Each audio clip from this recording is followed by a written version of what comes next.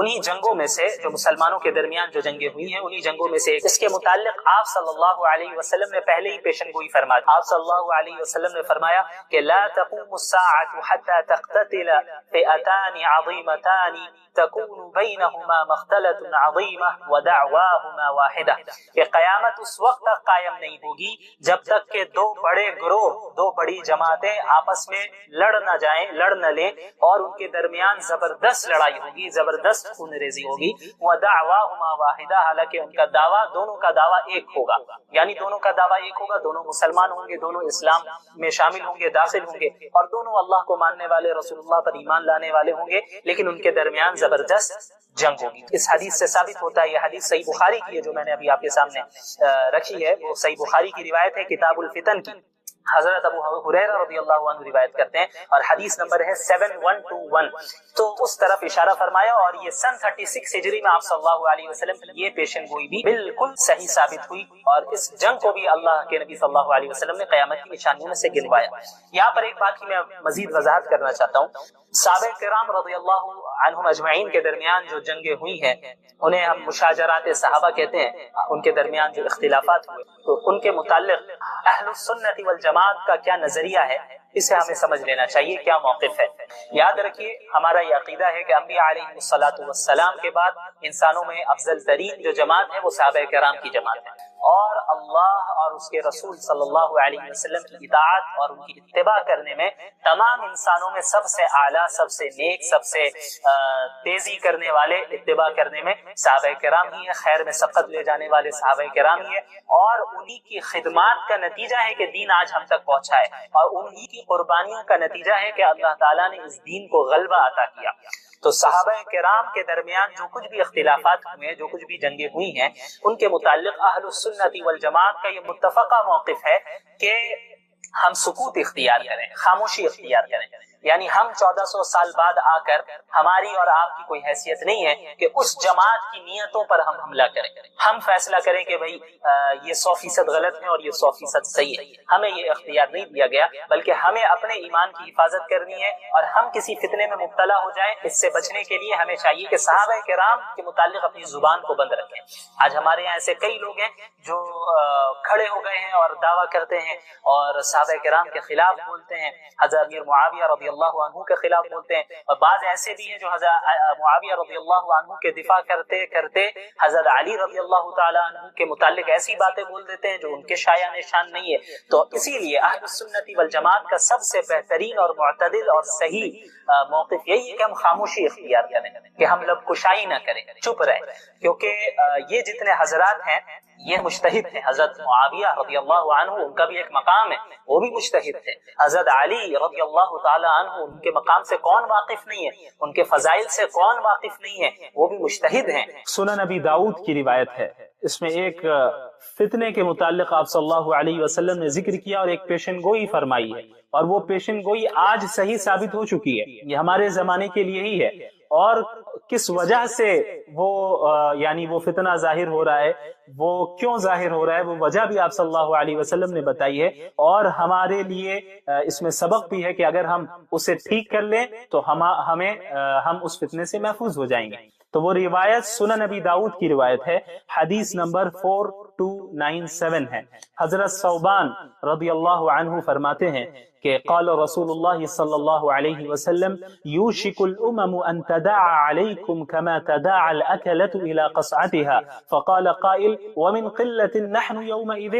آپ صلی اللہ علیہ وسلم نے فرمایا کہ وہ زمانہ قریب ہے کہ تمام قومیں، تمام امتیں یعنی اسلام دشمن امتیں سب ایک دوسرے کو اس طرح تم پر ٹوٹ پڑنے کے لیے دعوت دیں جس طرح کھانے والے ایک برتن کی طرف تمام لوگوں کو دعوت دیتے ہیں، یعنی ایک برتن ہے، ایک پلیٹ ہے، اس میں کھانا ہے، تو اسے کھانا کھانے کے لیے لوگ ایک دوسرے کو دعوت دیتے ہیں کہ آپ بھی آئیے، آپ بھی آئیے، اور چاروں طرف سے لوگ بیٹھ جاتے ہیں اور اس پلیٹ پر، اس کھانے پر چاروں طرف سے حملہ کیا جاتا ہے۔ تو وہ زمانہ قریب ہے کہ جس طرح لوگ ایک دوسرے کو کھانے کی لگن کی طرف یا برتن کی طرف دعوت دیتے ہیں اور چاروں طرف سے بیٹھ کر حملہ کرتے ہیں اس کھانے پر اور کھاتے ہیں، وہ زمانہ قریب ہے کہ لوگ اسی طرح اور تمام امتیں اس امت کو مٹانے کے لیے اس امت کو ختم کرنے کے لیے، اس امت کو ذلیل اور رسوا کرنے کے لیے، اس امت کو مغلوب کرنے کے لیے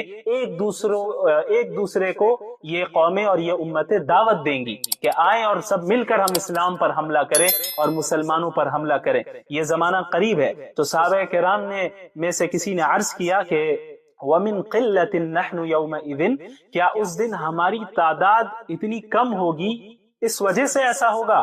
تو آپ صلی اللہ علیہ وسلم نے فرمایا کہ قال بل انتم یومئذ کثیر، نہیں بلکہ تم اس دن بہت زیادہ ہوگے، بڑی تعداد ہوگی تمہاری۔ اس حدیث پر غور کیجئے، یہ آج ہی کے زمانے کے متعلق ہے۔ آج ہماری تعداد کم ہے؟ نہیں، صحابہ کرام کے دور میں تو مسلمانوں کی تعداد کم تھی۔ آج کیا ہماری تعداد کم ہے؟ ہرگز تعداد کم نہیں ہے۔ اور کیا آج یہی حال نہیں ہے کہ تمام قومیں اور تمام امتیں اس اسلام پر اور مسلمانوں پر آج ٹوٹ پڑی ہیں؟ پوری دنیا آج اسلام پر حملہ کر رہی ہے، پوری دنیا آج مسلمانوں کو ذلیل اور رسوا کرنے کے پر تلی ہوئی ہے۔ پوری دنیا میں اسلام اور مسلمانوں کو صرف بدنام کیا جاتا ہے، کبھی انہیں ٹیررسٹ کہہ دیا جاتا ہے، کبھی ایکسٹریمسٹ کہہ دیا جاتا ہے، کبھی کہہ دیا جاتا ہے کہ یہ بیکورڈ ہے، کبھی کچھ کہہ دیا جاتا ہے، کبھی کچھ کہہ دیا جاتا ہے، کبھی داڑھی پر اعتراض ہوتا ہے، کبھی حجاب پر اعتراض ہوتا ہے، کبھی طلاق کے مسئلے پر اعتراض ہوتا ہے، کبھی دیگر مسائل پر اعتراض ہوتا ہے۔ تو یہ آج کا دور ہے کہ جب پوری دنیا آج اسلام اور مسلمانوں کے خلاف کام کر رہی ہے، اور بالکل اسی طرح پوری دنیا اسلام پر ٹوٹ پڑی ہے جس طرح کھانے والے چاروں طرف سے برتن پر ٹوٹ پڑتے ہیں۔ تو صحابہ کرام نے عرض کیا کہ کسی نے سوال کیا اللہ کے نبی صلی اللہ علیہ وسلم سے، کیا ہماری تعداد اس دن اتنی کم ہوگی، اس وجہ سے ایسا ہوگا؟ تو آپ صلی اللہ علیہ وسلم نے فرمایا کہ نہیں، تمہاری تعداد بہت زیادہ ہوگی۔ اور آج ہماری تعداد کتنی زیادہ ہے؟ فاسٹسٹ گروئنگ ریلیجن اگر کوئی ہے تو وہ اسلام ہے۔ سب سے تیزی سے کے ساتھ جو مذہب پھیل رہا ہے پوری دنیا میں وہ اسلام ہے۔ ہمارے یہاں تعداد کی کمی نہیں ہے، لیکن آپ صلی اللہ علیہ وسلم نے آگے کیا فرمایا، اس پر غور کیجئے، وَلَكِنَّكُمْ غُثَاءٌ كَغُثَاءِ السَّيْلِ، لیکن تمہاری تعداد تو بہت زیادہ ہوگی لیکن تم سیلاب کے کوڑے کرکٹ کی طرح ہوگے۔ جب کوئی سیلاب آتا ہے تو ساتھ میں کوڑے کرکٹ کو بھی لیتا آتا ہے، تو اس کوڑے کرکٹ کی کوئی حیثیت اور اہمیت نہیں ہوتی، وہ بے جان چیز ہوتی ہے، بے وزن چیز ہوتی ہے، اس سے کوئی نفع نہیں پہنچ سکتا۔ تو لہٰذا آپ صلی اللہ علیہ وسلم نے فرمایا کہ تم بھی اسی طرح ہو گئے ہوگے، یعنی تمہاری حیثیت نہ اللہ کے نزدیک کچھ ہوگی، نہ ہی دنیا والوں کے نزدیک تمہاری کوئی حیثیت ہوگی۔ اور آپ صلی اللہ علیہ وسلم نے فرمایا وَلَيَنزِعَنَّ اللَّهُ مِن صُدُورِ عَدُوِّكُمُ الْمَهَابَةَ مِنْكُمْ، اور اللہ تعالیٰ تمہارے دشمنوں کے دلوں سے تمہارا خوف، تمہارا رعب اور تمہاری ہیبت کو نکال دے گا، یعنی دشمن تم سے ڈریں گے نہیں۔ اور آج یہی حال ہے، پوری دنیا کو اسلام سے کوئی ڈر تھوڑی ہے، کیونکہ ہمارے پاس کچھ ہے ہی نہیں۔ جب تک خلافت عثمانیہ کا قیام تھا تو پھر بھی بہرحال ایک ڈر تھا، اگرچہ وہ خلافت عثمانیہ خلافت راشدہ نہیں تھی، وہ خلافت اگرچہ ملوکیت تھی، لیکن اس کے باوجود خلافت کا ایک ڈھانچہ کھڑا تھا، اور اس ڈھانچے سے ہی پوری دنیا کو تکلیف تھی، اور اس ڈھانچے سے ہی پوری دنیا بہرحال ڈرتی تھی۔ تو سازش کی گئی اور اس کے بعد خلافت عثمانیہ کو ختم کیا گیا۔ زیادہ دن نہیں ہوئے، ابھی 100 سال بھی نہیں ہوئے، تو خلافت عثمانیہ کو ختم کیا گیا، اور خلافت عثمانیہ کے ختم ہونے کے بعد سب سے زیادہ مسلمان پوری دنیا میں ذلیل ہوئے۔ اتنی ذلت پوری تاریخ میں مسلمانوں کو نہیں ہوئی، اتنا نقصان جتنا خلافت عثمانیہ کے زوال کے بعد ہوا، جو ابھی 100 سال بھی نہیں ہوئے اس کے یعنی سقوط کو، مسلمانوں کو جتنا نقصان ہوا اتنا پہلے پچھلی تاریخ میں نہیں ہوا۔ تو اس حدیث کو پڑھ کر ایسا معلوم ہوتا ہے کہ گویا شاید اسی صدی کے لیے آپ صلی اللہ علیہ وسلم نے فرمایا۔ ظاہر سی بات ہے کہ اس وقت آپ صلی اللہ علیہ وسلم اس حدیث کو ارشاد فرما رہے ہیں جب اسلام عروج پر تھا، صحابہ کرام اور مسلمانوں نے اپنے اس دین کے لیے تمام چیزوں کی قربانی دی، جان کی بھی اور مال کی بھی۔ اب اس حدیث کو پہلے مکمل کرتے ہیں۔ آپ صلی اللہ علیہ وسلم نے فرمایا کہ تمہارے دشمنوں کے دلوں سے اللہ تعالیٰ تمہارا خوف، رعب اور ہیبت کو نکال دے گا۔ آج یہی صورتحال ہے۔ اس کے بعد آپ صلی اللہ علیہ وسلم نے فرمایا وَلَيَغْذِفَنَّ اللَّهُ فِي قُلُوبِكُمُ الْوَهْنَ، اور اللہ تعالیٰ تمہارے دلوں میں وہن ڈال دے گا۔ فَقَالَ قَائِلٌ يَا رَسُولَ اللَّهِ وَمَا الْوَهْنُ، تو پوچھنے والے نے سوال کیا کہ یا رسول اللہ وہن کا مطلب کیا ہے؟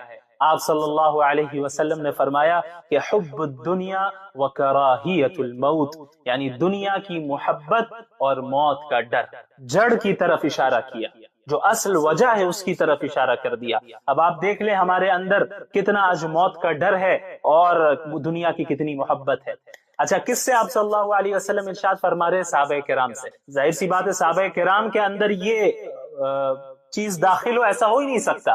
اگر ایسا ہوتا کہ صحابہ کے اندر دنیا کی محبت ہوتی اور موت کا ڈر ہوتا تو اسلام کے لیے اتنی قربانیاں کبھی نہیں دیتے۔ بدر کے موقع پر 313 اپنے سے 3 گنا زیادہ طاقت کے سامنے کبھی نہیں جاتے، لیکن وہ گئے کیونکہ ان کے اندر موت کا ڈر نہیں تھا، اس کے علاوہ دنیا کی محبت نہیں تھی، تبھی انہوں نے ہجرت کی اور اپنے گھر کو، اپنے اہل و عیال کو اور اپنے مال اور جائیداد کو مکہ میں چھوڑ دیا اور پھر ہجرت کر کے آئے۔ تو اس وقت آپ صلی اللہ علیہ وسلم یہ بات ارشاد فرما رہے کہ جب یہ چیز واقع نہیں ہوئی تھی، اور ممکن ہے کہ کئی صدی بعد، بلکہ حقیقت ہے کہ کئی صدی بعد یہ چیز واقع ہوئی، جس طرح پوری امت پر، یعنی اس امت مسلمہ پر پوری دنیا ٹوٹ پڑی ہے، یہ چیز بعد میں واقع ہوئی۔ شروع میں تو اسلام کا عروج تھا، بالکل عروج تھا، تو آپ صلی اللہ علیہ وسلم نے پیشن گوئی فرمائی، تو صحابہ کو یقیناً تعجب ہوا کہ ایسا کیسے ہو جائے گا کہ ہمارے اندر یہ بیماری، تو ظاہر سی بات ہے نہیں آ سکتی، صحابہ کرام کے اندر تو یہ بیماری نہیں آ سکتی۔ تو انہیں یہ چیز، اس چیز نے سوچ میں ڈالا کہ آخر کیا وجہ ہو سکتی ہے، یعنی یہ تو ان کو یقین تھا کہ آپ صلی اللہ علیہ وسلم جو فرما رہے ہیں یہ تو ہونا ہے، لیکن وہ یہ سوچنے لگے کہ آخر وجہ کیا ہوگی، ایسا کیوں ہوگا، کیونکہ اب تک تو اللہ ہماری مدد کر رہا ہے، ہم نے اللہ کے لیے قربانیاں دی ہیں اور ہم اب اخلاص کے ساتھ اللہ کے نبی صلی اللہ علیہ وسلم کے ساتھ جڑے ہوئے ہیں، تو ہمیں فتح تو حاصل ہو رہی ہے، لیکن پوری دنیا مسلمانوں پر ٹوٹ پڑے گی اور آپ صلی اللہ علیہ وسلم فرما رہے ہیں کہ تم سیلاب کے کوڑے کرکٹ کی مانند ہو جاؤ گے، تو اس کی وجہ کیا ہے؟ تو انہوں نے یہی سوچا ہوگا، یہی سوچا، جیسا کہ سوال سے ہمیں معلوم ہوتا ہے کہ بھائی باطنی خرابی مسلمانوں کے اندر ہو، یہ تو ہم تصور نہیں کریں گے، لیکن ممکن ہے کہ یہ دنیا دار الاسباب ہے اور اس میں یہاں پہ جس کے پاس زیادہ طاقت ہوتی ہے، زیادہ تعداد ہوتی ہے، تو وہ غالب آ جاتی ہے وہ جماعت عام طور پر عموماً، کیونکہ دار الاسباب ہے۔ تو ممکن ہے کہ مسلمانوں کی جو یہ صورتحال مستقبل میں ہوگی کہ اسی وجہ سے ہوگی کہ شاید ان کی تعداد کم ہو، اسی لیے آپ صلی اللہ علیہ وسلم سے انہوں نے سوال کیا کہ وَمِن قِلَّةٍ نَحْنُ يَوْمَئِذٍ، کہ ہماری تعداد کم ہونے کی وجہ سے ایسا ہوگا؟ تو آپ صلی اللہ علیہ وسلم نے فرمایا کہ نہیں، اس کی وجہ ہے وہن حب الدنیا و کراہیت الموت، کہ دنیا کی محبت اور موت کی کراہت۔ اور آپ صلی اللہ علیہ وسلم کی یہ پیشن گوئی آج 100% صحیح ثابت ہوئی، اور یہ حدیث آپ صلی اللہ علیہ وسلم کے سچے نبی ہونے کی دلیل ہے کہ آپ نے مستقبل کے متعلق ایسی بات کہی ہے جو آج ہم دیکھ رہے ہیں کہ 100% واقع ہو چکی ہے۔ اس وقت کے لوگوں نے اس چیز کو انہوں نے نہیں دیکھا، انہوں نے تو عروج کو دیکھا تھا، لیکن آج ہم 15ویں صدی میں دیکھ رہے ہیں کہ ہماری کیا حالت ہے، کہ ہمارے اندر یہ دو بیماری ہے کہ دنیا کی محبت ہے اور موت کا ڈر ہے۔ ہم حق کو سپورٹ کرنے سے ڈرتے ہیں، حق کے لیے آواز اٹھانے سے ڈرتے ہیں، ظلم کے خلاف، باطل کے خلاف آواز اٹھانے سے ڈرتے ہیں۔ کیوں ڈرتے ہیں؟ اسی بات کا ڈر ہے کہ اگر ہم حق کی بات کریں گے تو ہمیں جیل بھیج دیا جائے گا، حق کی بات کریں گے تو ہمارے خلاف کیسز چلیں گے، حق کی بات کریں گے تو ہماری تجارت کو، بزنس کو بند کر دیا جائے گا، حق کی بات کریں گے تو ہمارے گھر والوں کو تکلیف پہنچائی جائے گی۔ تو یہی تو حب الدنیا ہے، دنیا کی محبت تو اسی کو کہتے ہیں۔ اگر ہم حق کا ساتھ دیں گے تو ہمارے اوپر دہشت گردی کا الزام لگایا جا سکتا ہے، ایکسٹریمزم کا الزام لگایا جا سکتا ہے، بہت کچھ کیا جا سکتا ہے، تو ہمیں موت کا بھی ڈر ہے، ہو سکتا ہے کہ ہمیں جان سے مار دیا جائے۔ تو یہ دو بیماری ہے، تو یہ جو دو بیماریاں ہمارے اندر ہے، یہی وجہ ہے کہ آج ہم زوال کا شکار ہے، انحطاط کا شکار ہے، آج ہم اس دنیا میں ترقی نہیں کر رہے ہیں۔ صحابہ کرام کے اندر یہ دو بیماریاں ہرگز نہیں تھی، کوئی بیماری نہیں تھی باطنی بیماری، تبھی انہوں نے کیسر و کسریٰ کے تخت کو پلٹ دیا۔ جو دنیا کے جو 2 سپر پاورز تھے اس وقت عہد نبوی میں، ان دونوں کو عرب کے لوگوں نے ہرا دیا، اور چند جو تعداد میں مختصر سے اور اسباب میں مختصر سے ایسے لوگوں نے قیصر کو، رومی حکومت کو، رومن امپائر کو ہرا دیا اور وہاں پر اسلام کا جھنڈا لہرایا۔ تو یہ ایمان کی بدولت ہوا، صرف اسباب سے نہیں ہوتا کچھ، ایمان کی بنیاد پہ ہوتا ہے۔ اور ان کے اندر موت کا ڈر نہیں تھا، اگر موت کا ڈر ہوتا تو اس طرح نہیں غالب آ پاتے۔ اسی طرح دنیا کی محبت بھی نہیں تھی۔ آج یہ تو ایک بہت بڑی چیز ہے کہ ہم حق اور باطل کے لیے کھڑے ہوں، یعنی حق کے لیے کھڑے ہوں اور باطل کے خلاف کھڑے ہوں، یہ تو ایک بہت بڑی چیز ہے۔ ہمارا جو معاشرہ ہے اپنا، اس میں اگر کوئی منکر کام ہوتا ہے، اس میں اگر کوئی گناہ کا کام ہوتا ہے تو ہم تو اس کے خلاف بھی نہیں اٹھتے۔ آپ دیکھ لیں، اچھے سے اچھے دیندار شخص ہے، اگر انہیں کوئی ایسی شادی کی دعوت دی جائے، ایسی شادی میں بلایا جائے جہاں غیر شرعی رسم و رواج ہے، تو وہ ضرور شریک ہو جاتا ہے، داڑھی ٹوپی رکھ کر شریک ہو جاتا ہے۔ وہاں اس کی یہ ہمت نہیں ہوتی کہ وہ کہے اپنے رشتہ دار سے کہ میں تمہاری شادی میں شریک نہیں ہوں گا کیونکہ تم شریعت کے خلاف عمل کر رہے ہو، میں تمہارے ساتھ شریک نہیں ہو سکتا۔ وہاں یہ سوچے گا کہ بھائی رشتہ دار کیا بولیں گے، گھر والے کیا بولیں گے۔ تو اسے ہی کہتے ہیں دنیا کی محبت، کہ وہ کسی کے سامنے بدنام نہیں ہونا چاہتا، تکلیف نہیں جھیلنا چاہتا، کوئی اس سے روٹھ جائے اسے یہ برداشت نہیں کرے گا۔ تو اللہ کو ناراض کر کے اور دنیا کو خوش کر کے تمہیں کیا حاصل ہے؟ دنیا کو اگر پوری دنیا ناراض ہو جائے اور اللہ تم سے خوش ہے تو یہ تمہارے لیے کافی ہے، اس بات کو یاد رکھنا۔ اس لیے حب الدنیا و کراہیت الموت، دنیا کی محبت اور موت کا ڈر اپنے دلوں سے جب ہم نے ختم کر دیا، تو اس حدیث میں نے آپ کو پچھلے ایپیسوڈ میں یہ بتایا تھا کہ آپ صلی اللہ علیہ وسلم کی جو یہ پریڈکشنز ہے، پیشن گوئیاں ہے، وہ محض پیشن گوئیاں نہیں ہیں، صرف خبر نہیں دی ہے آپ صلی اللہ علیہ وسلم نے، بلکہ اس سے بچنے کا علاج بھی بتایا ہے۔ ایک تو متنبع بھی کیا کہ دیکھو ایسا ہوگا، تم بچے رہنا، تم اس میں شکار نہ ہونا، لیکن اس کے بعد وجہ بھی بتا دی کہ کیوں ہوتا ہے، ایسا کیوں ہوگا۔ تو اب ہمیں وجہ جب پتہ چل گئی تو اب ہمیں اسے ریکور کرنے کی ضرورت ہے، اسے ٹھیک کرنے کی ضرورت ہے۔ آپ صلی اللہ علیہ وسلم نے علاج بتا دیا کہ اگر تم نے دنیا کی محبت اور موت کا ڈر اپنے دل سے نکال دیا تو تمہارے لیے ہی قرآن کریم میں یہ اعلان کیا گیا ہے کہ وَأَنْتُمُ الْأَعْلَوْنَ إِن كُنْتُم مُؤْمِنِينَ۔ پر کیسا ظلم ہو رہا ہے، اے اللہ ہم ایسے زمانے میں ہیں کہ ہم کچھ کر بھی نہیں پا رہے، چاہ کے بھی نہیں کر پا رہے ہیں۔ اے اللہ ہم کیا کریں، ہم کیسے منہ دکھائیں، ہمیں نہیں معلوم۔ اے اللہ ہمارے پاس کوئی اختیارات نہیں ہے۔ اے اللہ ہم بولنے اور دعا کرنے کے علاوہ کچھ کر نہیں پا رہے ہیں۔ اے اللہ ہم اپنے بچوں کو تڑپتے ہوئے بلکتے ہوئے ویڈیوز میں دیکھ رہے ہیں۔ اے اللہ اپنی عورتوں کو ہم دیکھ رہے ہیں کہ کیسے ان کی عزتیں لوٹی جا رہی ہیں۔ اے اللہ ہمارے نوجوانوں کو کس طرح شہید کیا جا رہا ہے۔ اے اللہ تیرے علاوہ اس وقت ان کی حفاظت کرنے والا کوئی نہیں۔ اے اللہ ہم تمام اسلامی حکام کی شکایت آپ سے کرتے ہیں۔ اے اللہ ہر اس حاکم کی پکڑ فرما، ہر اس حاکم کی پکڑ فرما جو اس امت کو اس طرح قتل عام میں مبتلا کرتے ہوئے دیکھ رہا ہے لیکن وہ آگے نہیں بڑھ رہا۔ اے اللہ پھر سے صلاح الدین ایوبی کو پیدا فرما۔ اے اللہ پھر سے عمر بن خطاب کو پیدا فرما۔ اے اللہ پھر سے خالد ابن الولید کو پیدا فرما۔ اے اللہ وہ ابو بکر والی حمیت اور غیرت ہمارے اندر پیدا فرما۔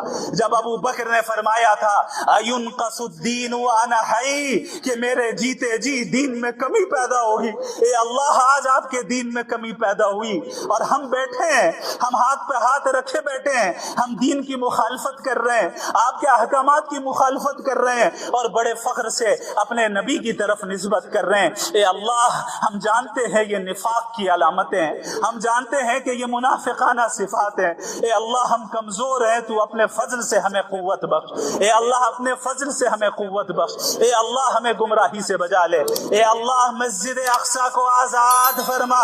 اے اللہ مسجد اقصی کو آزاد فرما۔ اے اللہ مسجد اقصی کو آزاد فرما اور تمام مظلوم مسلمانوں کی مدد فرما۔ اے اللہ ملک بھارت کے مسلمانوں کی مدد فرما، انہیں ظالموں کے ظلم سے بچا، بالخصوص جموں کشمیر کے مسلمانوں کی حفاظت فرما۔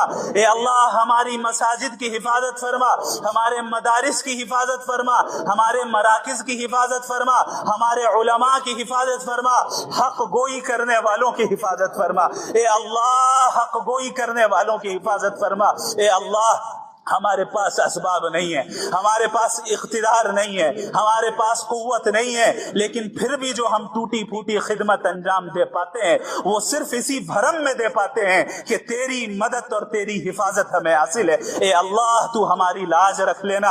اے اللہ قیامت کے دن جب نبی کریم صلی اللہ علیہ وسلم کے سامنے اس صدی کے مسلمانوں کو لایا جائے گا، اے اللہ اس دن نبی کو رسوا نہ کرنا، اے اللہ اس دن نبی کو شرمندگی میں مبتلا نہ کرنا۔ اے اللہ کہیں ایسا نہ ہو کہ نبی ہمیں دیکھ کر پہچاننے سے انکار کر دے۔ اے اللہ ایسا نہ ہو کہ ہم صرف زبانی دعویٰ کرنے والے ہوں اے اللہ ایسا نہ ہو کہ ہم نبی کا انکار کرنے والے ہو، نبی کی مخالفت کرنے والے ہو۔ اے اللہ ہم مجرم آج آپ کے دربار میں اپنے جرم کا اعتراف کرتے ہیں۔ اے اللہ تو نے تو فرمایا ہے کہ لو بلغت ذنوبک عنان السماء، کہ اگرچہ تیرے گناہ آسمانوں تک پہنچ جائے لیکن تو سچے دل سے ہماری طرف رجوع کر لے اور توبہ و استغفار کرے، میں تمام گناہوں کو بخشنے والا ہوں اور مجھے کوئی پرواہ نہیں۔ اے اللہ ہمارے تمام گناہوں کو معاف فرما، ہمیں تو جذبہ عطا فرما، دین پر چلنے کی توفیق عطا فرما۔ اے اللہ ہمیں موت سے پہلے اس اسلام کا عروج دوبارہ دکھا دے۔ اے اللہ موت سے پہلے اس اسلام کا عروج دوبارہ دکھا دے۔ اے اللہ اب آنکھیں ترس رہی ہے، اب آنکھیں ترس رہی ہے اس اسلام کو عروج پر دیکھنے کے لیے۔ علماء اسلام کی تو حفاظت فرما جو اس دین کی خدمات کو انجام دے رہے ہیں اور اس دین کی ترقی اور عروج پر اس دین کو لے جانے کی کوششیں کر رہے ہیں۔ اے اللہ ہمارے بچوں کی نسلوں کی حفاظت فرما، ہمارے بچوں کو ایمان سے محروم نہ کر، ہمارے بچوں اور ہماری نسلوں میں ایمان اور ہدایت عام فرما دے، ہم سب کو ہدایت اور ایمان کو پھیلانے کا ذریعہ اور سبب بنا دے۔ اے اللہ ہم قیامت کے دن کی ہولناکیوں سے پناہ چاہتے ہیں۔ اے اللہ قبر کے عذاب سے پناہ چاہتے ہیں۔ اے اللہ زندگی اور موت کے فتنوں سے پناہ چاہتے ہیں۔ اے اللہ ہم دجالی فطروں سے پناہ چاہتے ہیں۔ اے اللہ ہمیں حق بنا کر دکھا اور اس کی اتباع کرنے کی توفیق عطا فرما، اور باطل بنا کر دکھا اور اس سے اجتناب کرنے کی توفیق عطا فرما۔ اے اللہ ہم سے ہدایت نہ سلب کر لینا، ہمارے اعمال کے نتیجے میں ہماری پکڑ نہ فرما دینا، بلکہ تو ہماری مغفرت فرما اور ہمیں جہنم کی آگ سے نجات عطا فرما۔ اللہم اجرنا من النار۔ تو آج جو ایک حدیث ہمارے سامنے ہے وہ ہے سنن ابی داؤد کی روایت ہے۔ اس میں ایک فتنے کے متعلق آپ صلی اللہ علیہ وسلم نے ذکر کیا اور ایک پیشن گوئی فرمائی ہے، اور وہ پیشن گوئی آج صحیح ثابت ہو چکی ہے، یہ ہمارے زمانے کے لیے ہی ہے۔ اور کس وجہ سے وہ فتنہ ظاہر ہو رہا ہے، وہ کیوں ظاہر ہو رہا ہے، وہ وجہ بھی آپ صلی اللہ علیہ وسلم نے بتائی ہے، اور ہمارے لیے اس میں سبق بھی ہے کہ اگر ہم اسے ٹھیک کر لیں تو ہم اس فتنے سے محفوظ ہو جائیں گے۔ تو وہ روایت سنن ابی داؤد کی روایت ہے، حدیث نمبر 4297 ہے۔ حضرت ثوبان رضی اللہ عنہ فرماتے ہیں کہ قال رسول اللہ صلی اللہ علیہ وسلم یوشک الامم ان تداعى علیکم كما تداعى الاکلة الى قصعتها فقال قائل ومن قلة نحن يومئذ۔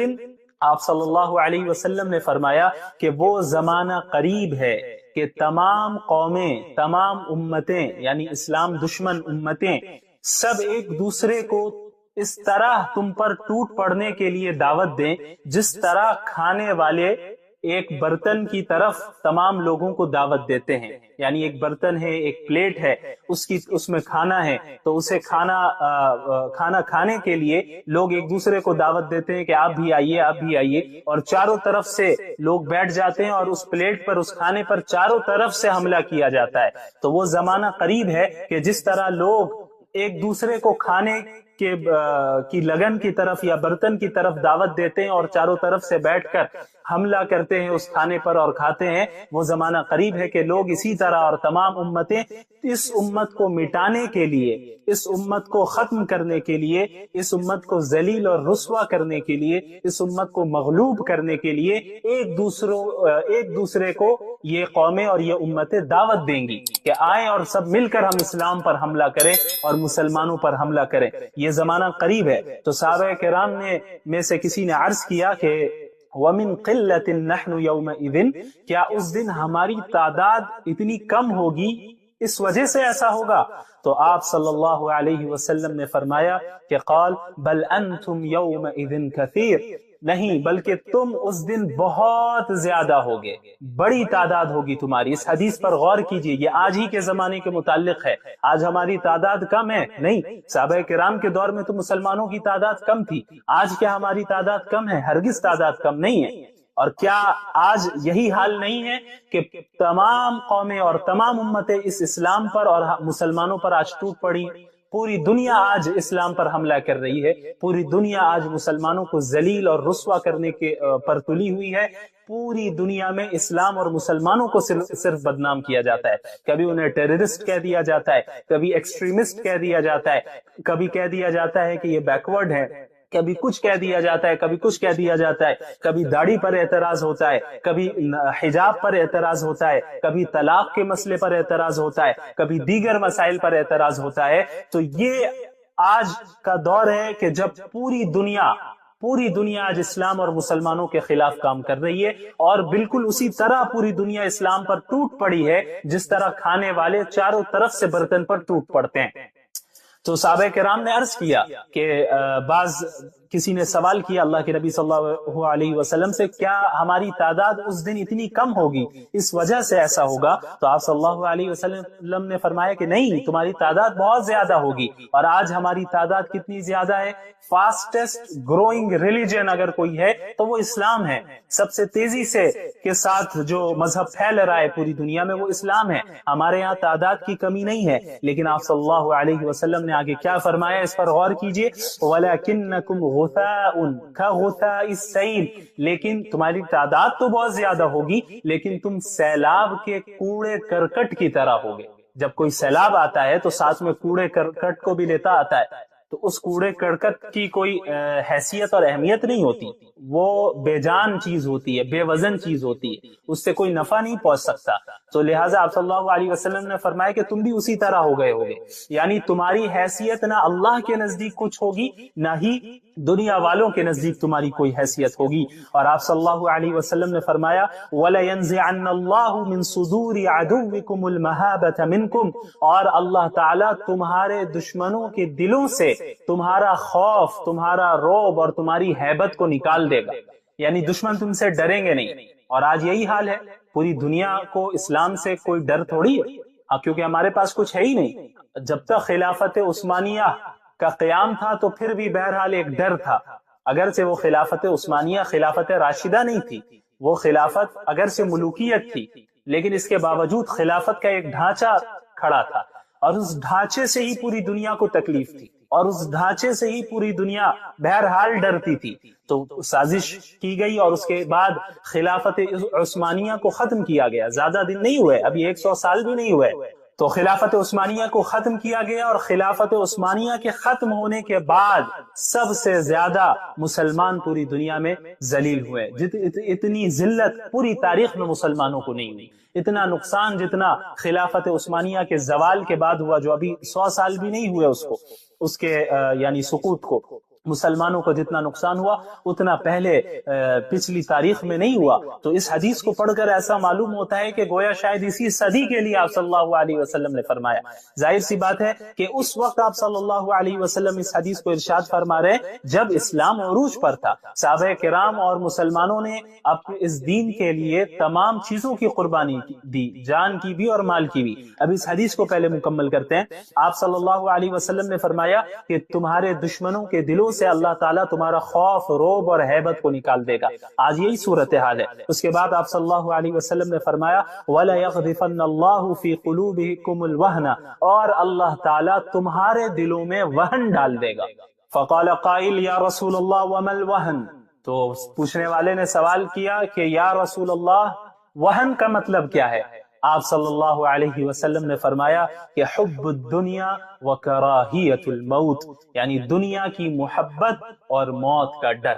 جڑ کی طرف اشارہ کیا، جو اصل وجہ ہے اس کی طرف اشارہ کر دیا۔ اب آپ دیکھ لیں ہمارے اندر کتنا آج موت کا ڈر ہے اور دنیا کی کتنی محبت ہے۔ اچھا، کس سے آپ صلی اللہ علیہ وسلم ارشاد فرما رہے؟ صحابہ کرام سے۔ ظاہر سی بات ہے صحابہ کرام کے اندر یہ چیز داخل ہو، ایسا ہو ہی نہیں سکتا۔ اگر ایسا ہوتا کہ صحابہ کے اندر دنیا کی محبت ہوتی اور موت کا ڈر ہوتا تو اسلام کے لیے اتنی قربانیاں کبھی نہیں دیتے۔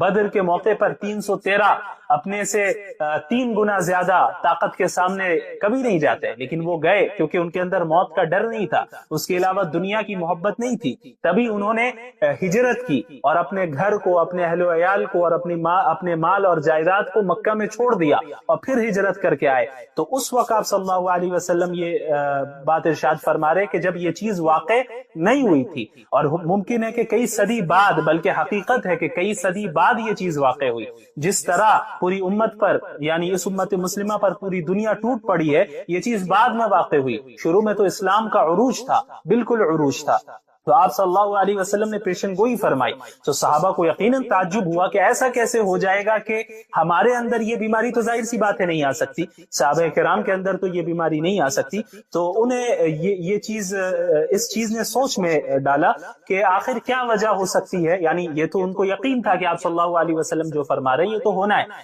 لیکن وہ یہ سوچنے لگے کہ آخر وجہ کیا ہوگی، ایسا کیوں ہوگا، کیونکہ اب تک تو اللہ ہماری مدد کر رہا ہے، ہم نے اللہ کے لیے قربانیاں دی ہیں اور ہم اب اخلاص کے ساتھ اللہ کے نبی صلی اللہ علیہ وسلم کے ساتھ جڑے ہوئے ہیں، تو ہمیں فتح تو حاصل ہو رہی ہے، لیکن پوری دنیا مسلمانوں پر ٹوٹ پڑے گی اور آپ صلی اللہ علیہ وسلم فرما رہے ہیں کہ تم سیلاب کے کوڑے کرکٹ کی مانند ہو جاؤ گے، تو اس کی وجہ کیا ہے؟ تو انہوں نے یہی سوچا ہوگا، یہی سوچا، جیسا کہ سوال سے ہمیں معلوم ہوتا ہے کہ بھئی باطنی خرابی مسلمانوں کے اندر ہو، یہ تو ہم تصور نہیں کریں گے، لیکن ممکن ہے کہ یہ دنیا دارالاسباب ہے اور اس میں یہاں پہ جس کے پاس زیادہ طاقت ہوتی ہے، زیادہ تعداد ہوتی ہے، تو وہ غالب آ جاتی ہے وہ جماعت عام طور پر عموماً، کیونکہ دارالاسباب ہے، تو ممکن ہے کہ مسلمانوں کی جو یہ صورتحال مستقبل میں ہوگی کہ اسی وجہ سے ہوگی کہ شاید ان کی تعداد کم ہو، اسی لیے آپ صلی اللہ علیہ وسلم سے انہوں نے سوال کیا کہ وَمِن قِلَّةٍ نَحْنُ يَوْمَئِذٍ، کہ ہماری تعداد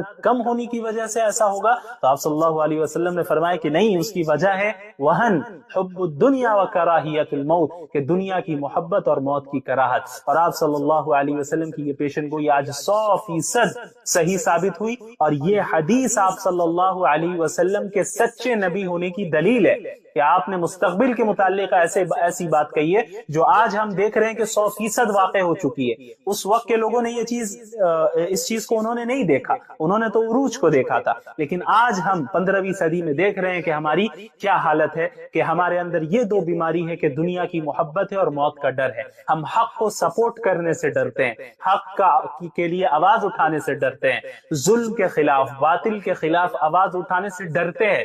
کیوں ڈرتے ہیں؟ اسی بات کا ڈر ہے کہ اگر ہم حق کی بات کریں گے تو ہمیں جیل بھیج دیا جائے گا، حق کی بات کریں گے تو ہمارے خلاف کیسز چلیں گے، حق کی بات کریں گے تو ہماری تجارت کو، بزنس کو بند کر دیا جائے گا، حق کی بات کریں گے تو ہمارے گھر والوں کو تکلیف پہنچائی جائے گی۔ تو یہی تو حب الدنیا ہے، دنیا کی محبت تو اسی کو کہتے ہیں۔ اگر ہم حق کا ساتھ دیں گے تو ہمارے اوپر دہشت گردی کا الزام لگایا جا سکتا ہے، ایکسٹریمزم کا الزام لگایا جا سکتا ہے، بہت کچھ کیا جا سکتا ہے، تو ہمیں موت کا بھی ڈر ہے، ہو سکتا ہے کہ ہمیں جان سے مار دیا جائے۔ تو یہ دو بیماری ہے، تو یہ جو دو بیماریاں ہمارے اندر ہے، یہی وجہ ہے کہ آج ہم زوال کا شکار ہے، انحطاط کا شکار ہے، آج ہم اس دنیا میں ترقی نہیں کر رہے ہیں۔ صحابہ کرام کے اندر یہ دو بیماریاں ہرگز نہیں تھی، کوئی بیماری نہیں تھی باطنی بیماری، تبھی انہوں نے کیسر و کسرا کے تخت کو پلٹ دیا۔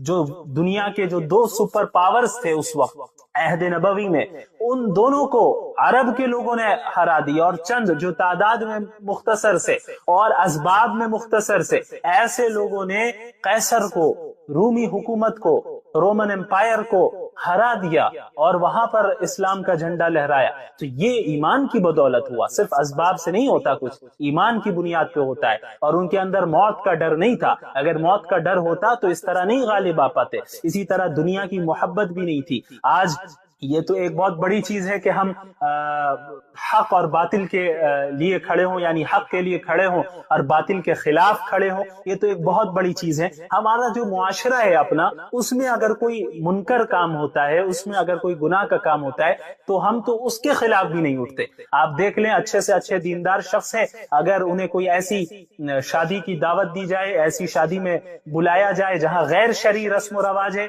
تو وہ ضرور شریک ہو جاتا ہے۔ آپ صلی اللہ علیہ وسلم نے مستقبل کے متعلق جو پیشن گوئیاں فرمائی ہیں، ان میں وہ جنگیں بھی شامل ہیں جو مسلمانوں اور مشرکین کے درمیان ہوں گی، اور وہ جنگیں بھی شامل ہیں جو مسلمانوں کے ہی درمیان آپس میں ہی جنگیں پاسٹ میں ہوئی ہیں۔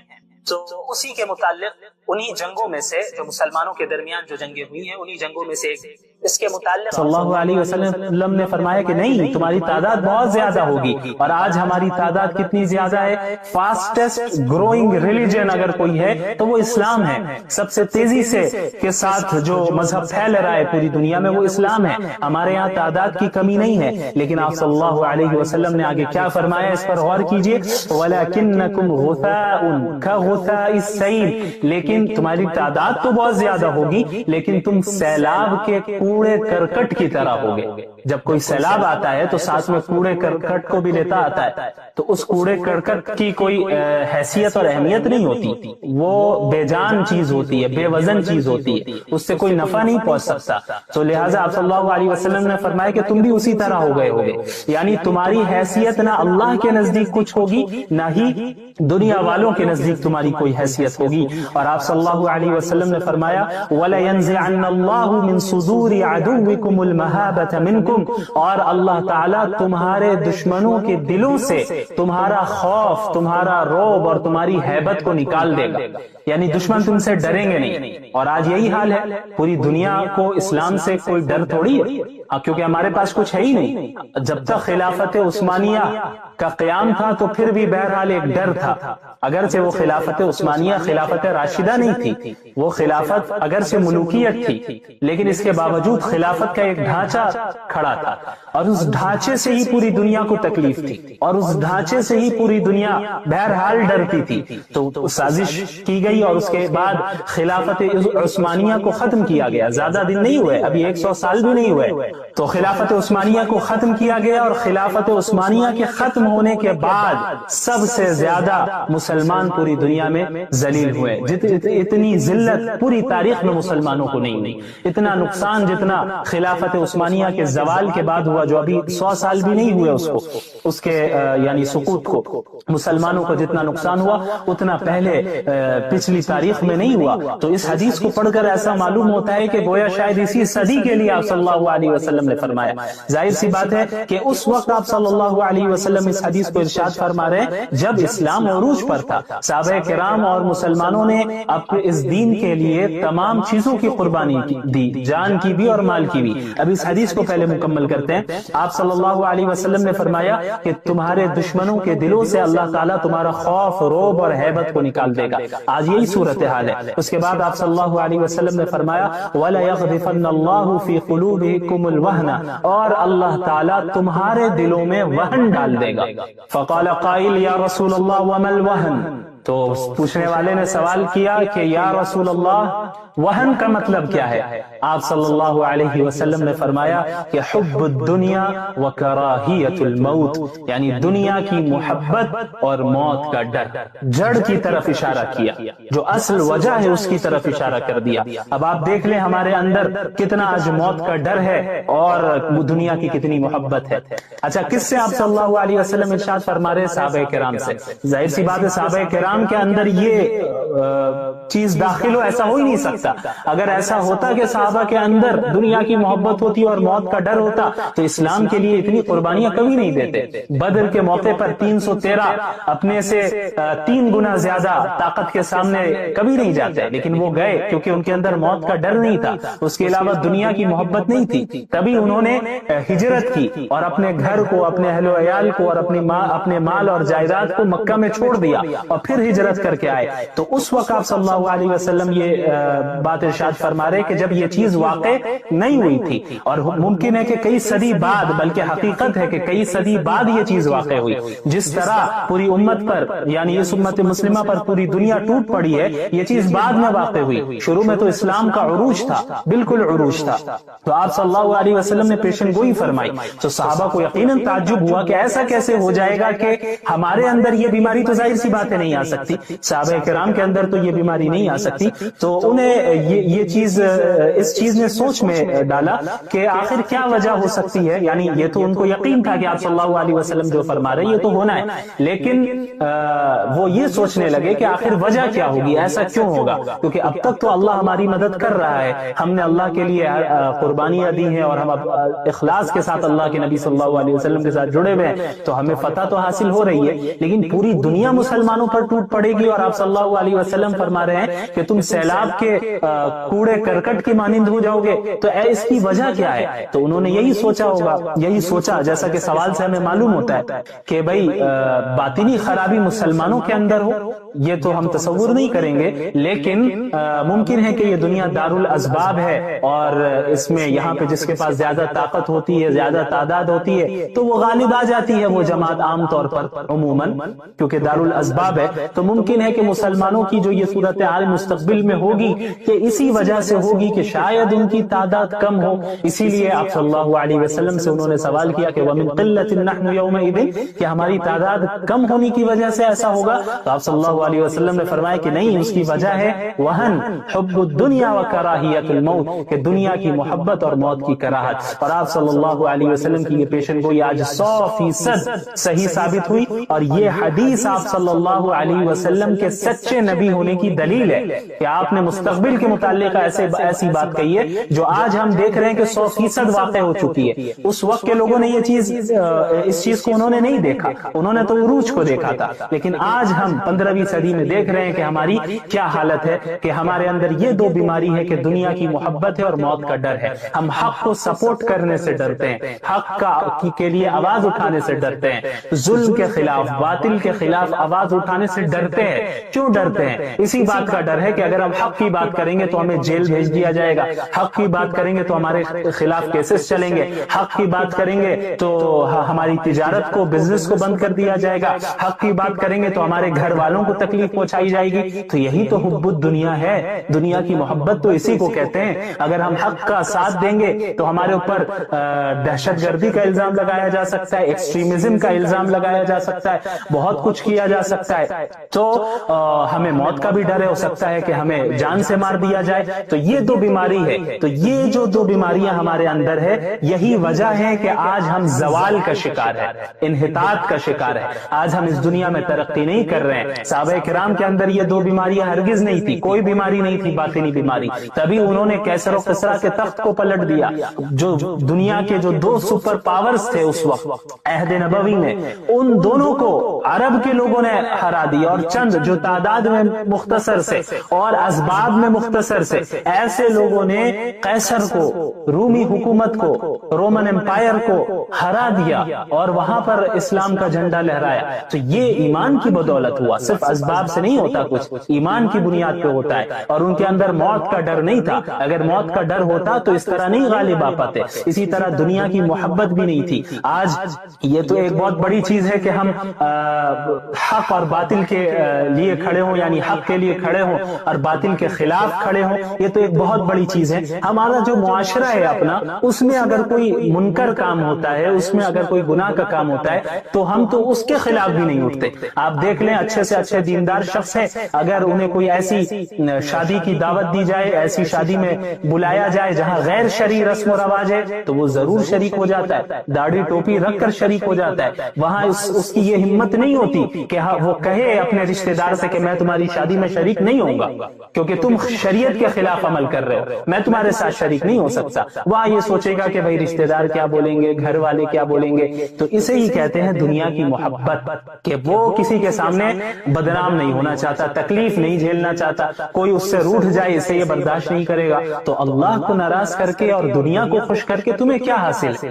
دنیا کو اگر پوری دنیا ناراض ہو جائے اور اللہ تم سے خوش ہے تو یہ تمہارے لیے کافی ہے. اس بات کو یاد رکھنا. اس لیے حب الدنیا و کراہیت الموت, دنیا کی محبت اور موت کا ڈر اپنے دلوں سے جب ہم نے ختم کر دیا, تو اس حدیث میں نے آپ کو پچھلے ایپیسوڈ میں یہ بتایا تھا کہ آپ صلی اللہ علیہ وسلم کی جو یہ پریڈکشنز ہے, پیشن گوئیاں ہے, وہ محض پیشن گوئیاں نہیں ہیں, صرف خبر نہیں دی ہے آپ صلی اللہ علیہ وسلم نے, بلکہ اس سے بچنے کا علاج بھی بتایا ہے. ایک تو متنبع بھی کیا کہ دیکھو ایسا ہوگا, تم بچے رہنا, تم اس میں شکار نہ ہونا, لیکن اس کے بعد وجہ بھی بتا دی کہ کیوں ہوتا ہے, ایسا کیوں کیوں ہوگا؟ تو اب ہمیں وجہ جب پتہ چل گئی تو اب ہمیں اسے ریکور کرنے کی ضرورت ہے، اسے ٹھیک کرنے کی ضرورت ہے۔ آپ صلی اللہ علیہ وسلم نے علاج بتا دیا کہ اگر تم نے دنیا کی محبت اور موت کا ڈر اپنے دل سے نکال دیا تو تمہارے لیے ہی قرآن کریم میں یہ اعلان کیا گیا ہے کہ وَأَنْتُمُ الْأَعْلَوْنَ إِن كُنْتُم مُؤْمِنِينَ۔ پر کیسا ظلم ہو رہا ہے؟ اے اللہ ہم ایسے زمانے میں ہیں کہ ہم کچھ کر بھی نہیں پا رہے،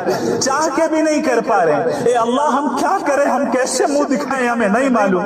اے اللہ ہمارے پاس کوئی اختیارات نہیں ہے۔ اے اللہ ہم بولنے اور دعا کرنے کے علاوہ کچھ کر نہیں پا رہے۔ اے اللہ ہم اپنے بچوں کو تڑپتے ہوئے بلکتے ہوئے ویڈیوز میں دیکھ رہے ہیں۔ اے اللہ اپنی عورتوں کو ہم دیکھ رہے ہیں کہ کیسے ان کی عزتیں لوٹی جا رہی ہیں۔ اے اللہ ہمارے نوجوانوں کو کس طرح شہید کیا جا رہا ہے۔ اے اللہ تیرے علاوہ اس وقت ان کی حفاظت کرنے والا کوئی نہیں۔ اے اللہ ہم تمام اسلامی حکام کی شکایت آپ سے کرتے ہیں۔ اے اللہ ہر اس حاکم کی پکڑ فرما، ہر اس حاکم کی پکڑ فرما جو اس امت کو اس طرح قتل عام میں مبتلا کرتے ہوئے دیکھ رہا ہے لیکن وہ آگے نہیں بڑھ رہا۔ اے اللہ پھر سے صلاح الدین ایوبی کو پیدا فرما۔ اے اللہ پھر سے عمر بن خطاب کو پیدا فرما۔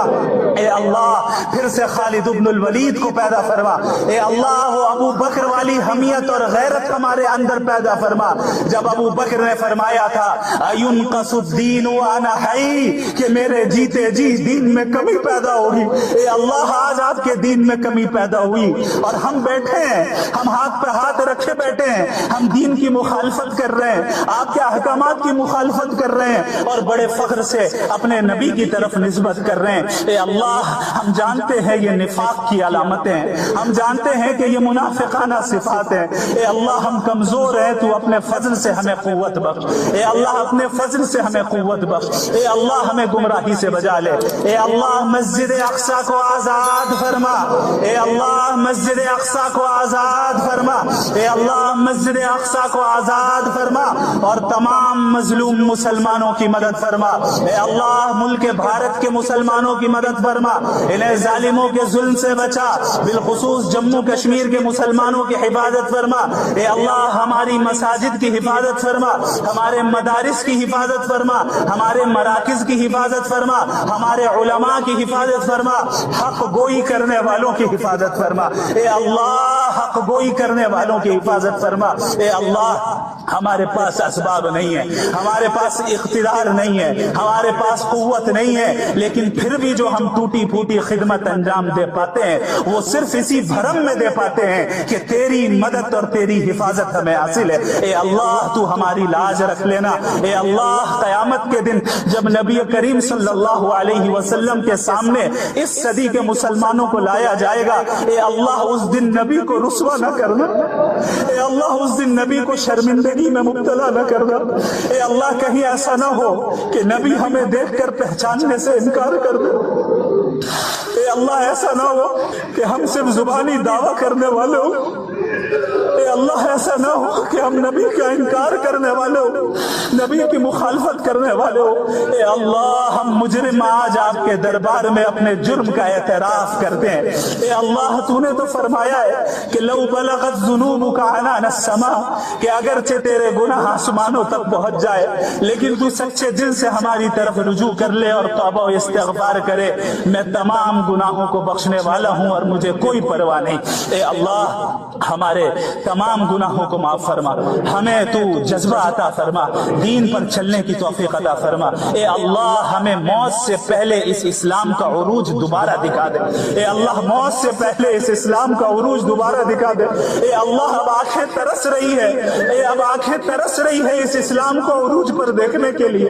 علماء اسلام کی تو حفاظت فرما جو اس دین کی خدمات کو انجام دے رہے ہیں اور اس دین کی ترقی اور عروج پر اسلام دشمن امتیں سب ایک دوسرے کو اس طرح تم پر ٹوٹ پڑنے کے لیے دعوت دیں جس طرح کھانے والے ایک برتن کی طرف تمام لوگوں کو دعوت دیتے ہیں۔ یعنی ایک برتن ہے، ایک پلیٹ ہے، اس میں کھانا ہے، تو اسے کھانا کھانے کے لیے لوگ ایک دوسرے کو دعوت دیتے ہیں کہ آپ بھی آئیے، آپ بھی آئیے، اور چاروں طرف سے لوگ بیٹھ جاتے ہیں اور اس پلیٹ پر، اس کھانے پر چاروں طرف سے حملہ کیا جاتا ہے۔ تو وہ زمانہ قریب ہے کہ جس طرح لوگ ایک دوسرے کو کھانے کی لگن کی طرف یا برتن کی طرف دعوت دیتے ہیں اور چاروں طرف سے بیٹھ کر حملہ کرتے ہیں اس کھانے پر اور کھاتے ہیں، وہ زمانہ قریب ہے کہ لوگ اسی طرح اور تمام امتیں اس امت کو مٹانے کے لیے، اس امت کو ختم کرنے کے لیے، اس امت کو ذلیل اور رسوا کرنے کے لیے، اس امت کو مغلوب کرنے کے لیے ایک دوسرے کو یہ قومیں اور یہ امتیں دعوت دیں گی کہ آئیں اور سب مل کر ہم اسلام پر حملہ کریں اور مسلمانوں پر حملہ کریں۔ یہ زمانہ قریب ہے۔ تو صحابہ کرام